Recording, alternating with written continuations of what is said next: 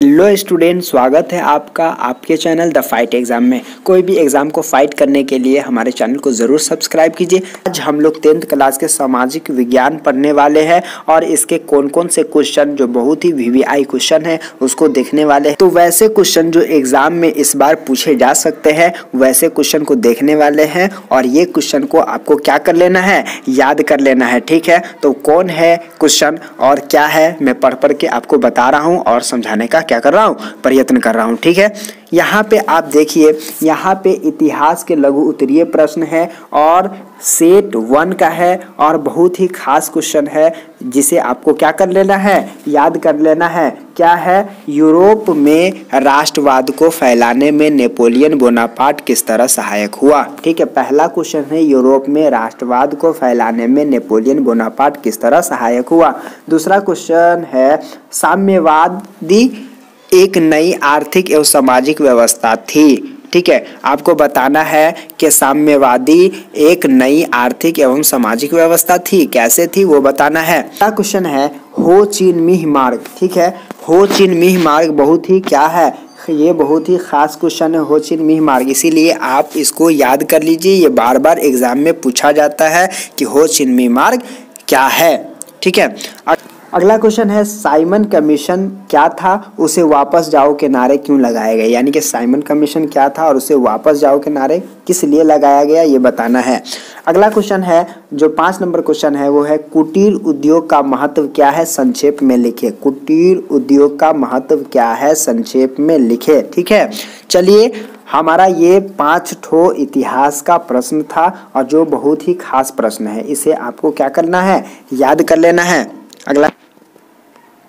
चलिए अगला है राजनीतिक विज्ञान लघु उत्तरीय प्रश्न। ठीक है, इसमें 3 ठो खास क्वेश्चन है जो क्वेश्चन के बारे में मैं बताने आपको जा रहा हूँ। पहला क्वेश्चन है सामाजिक भेदभाव एवं विविधता की उत्पत्ति कैसे होती है। दूसरा है सूचना के अधिकार आंदोलन के मुख्य कारण क्या थे। पहला क्या है, सामाजिक भेदभाव एवं विविधता की उत्पत्ति कैसे होती है।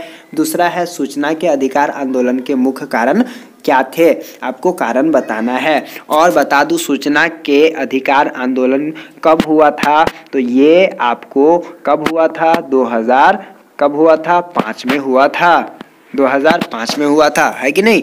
चलिए आगे बात बताते हैं कि लोकतंत्र में विरोधी पक्ष की क्या भूमिका है। आपको बताना है कि लोकतंत्र में विरोधी पक्ष की क्या भूमिका है। इकोनॉमिक्स यानी कि अर्थशास्त्र का लघु उत्तरीय प्रश्न, इसमें भी 3 क्वेश्चन है और बहुत ही खास क्वेश्चन है।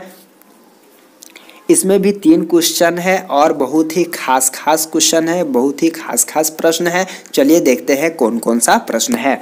पहला प्रश्न है अर्थव्यवस्था के विभिन्न प्रकारों का संक्षेप में वर्णन करें। अर्थव्यवस्था कितने प्रकार के होते हैं इसके बारे में बताना है। ठीक है, दूसरा है मुद्रा का आर्थिक महत्व क्या है। मुद्रा का आर्थिक महत्व क्या है, ठीक है, ये जवाब देना है। उसके बाद है भारत में सहकारिता आंदोलन कैसे शुरू हुआ। भारत में सहकारिता आंदोलन कैसे शुरू हुआ, बहुत ही खास क्वेश्चन है और ये तीनों क्वेश्चन आपको क्या कर लेना है, याद कर लेना है। ठीक है, अब हम लोग भूगोल का लघु उत्तरीय प्रश्न देखते हैं, कौन है खास क्वेश्चन। ठीक है, पहला क्वेश्चन है हसोन्मुख वन संपदा के कारणों का उल्लेख करें। दूसरा क्वेश्चन है धात्विक तथा अधात्विक खनिज में अंतर बतावे। धात्विक तथा अधात्विक खनिज में क्या अंतर है वो क्या करना है, बताना है। तीसरा है हरित क्रांति से आप क्या समझते हैं। हरित क्रांति, गुलाबी क्रांति, पीली क्रांति, ये सारा क्रांति आपको याद करना है, उसका भी वीडियो में दूंगा। ठीक है, तो आपको ये जरूर याद कर लेना है हरित क्रांति। ठीक है,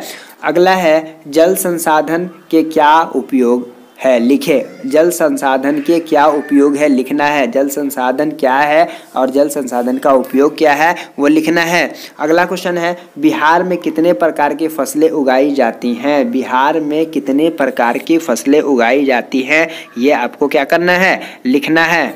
चलिए अब हम आपदा प्रबंधन का लघु उत्तरीय प्रश्न जानते हैं और इसे समझने का क्या करते हैं, प्रयत्न करते हैं। ठीक है, आपदा प्रबंधन। ठीक है, यहाँ पे देखिएगा भूकंप से बचाव के किन्हीं 2 उपाय को लिखना है। भूकंप से कैसे हम बच सकते हैं किसी दो उपाय को क्या करना है, आपको यहाँ लिखना है।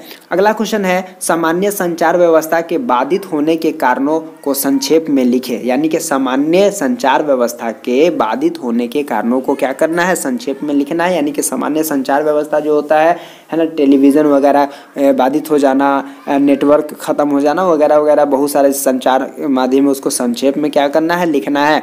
अगला है आग लगने की स्थिति में क्या प्रबंधन करना चाहिए। आग लगने की स्थिति में क्या प्रबंधन करना चाहिए।